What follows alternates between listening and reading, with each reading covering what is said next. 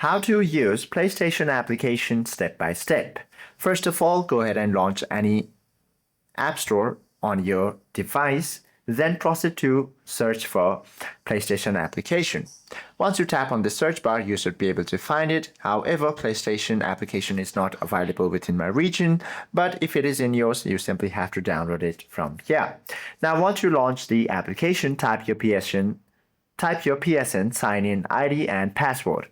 Complete any two-step verification security prompts. From there, tap the gear icon on the home screen to link your console and explore the main tabs.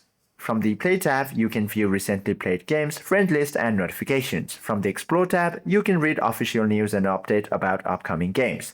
And if you are on PS Store tab, you can purchase digital games and download them remotely. You can also access the Game Library tab and the Search tab to find players, games, or specific add-ons optionally. Hope this video helps you out a lot. If you have any questions or queries, do comment down below.